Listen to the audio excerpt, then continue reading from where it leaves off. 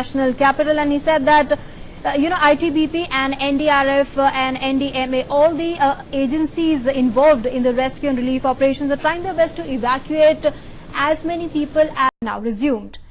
The death toll, meanwhile, in the disaster has now reached 680 in Uttarakhand and is likely to go up as several people are still stranded or are missing. 123 bodies have already been recovered so far from Kedarnath Shrine area. Yesterday, massive rescue operations were launched by the Indian Army and packing the stranded pilgrims.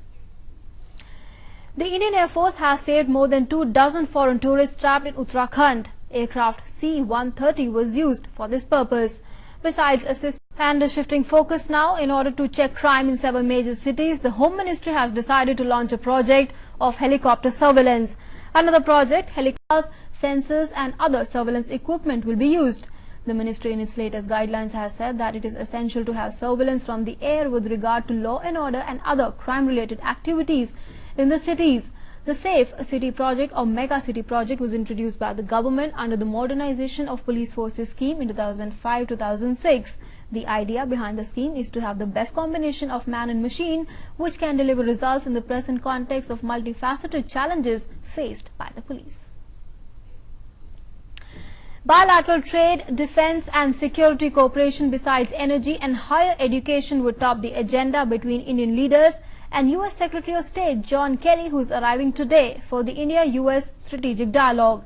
Briefing the media, Joint Secretary in the External Affairs Ministry Vikram K. Doraiswamy has said that the discussions will include many aspects like regional cooperation, global and strategic issues.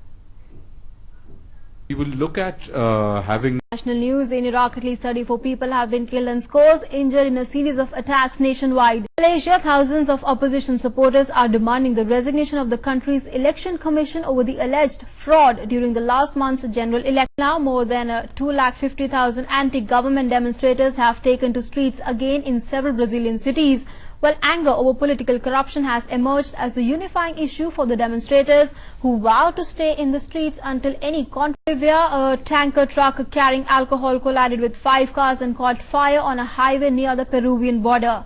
8 people are reported dead and 14 are injured, while the police say that alcohol spilled from the truck and caught fire, which burnt around 11 vehicles.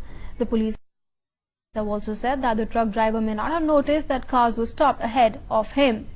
Well, traffic was restricted to a single lane because parties were occupying part of the road yesterday.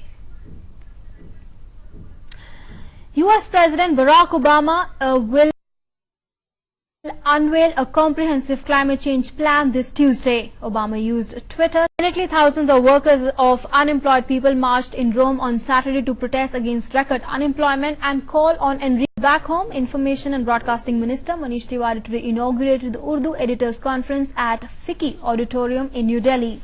Addressing the audience, he said that efforts are on for capacity building and skill upgradation in Urdu journalism. You can catch all the latest news from the world of politics, sports and business at our Twitter handle, which is at DD News Live. With that, we have come to the end of the bulletin, but before we go, here's a look again at the headlines.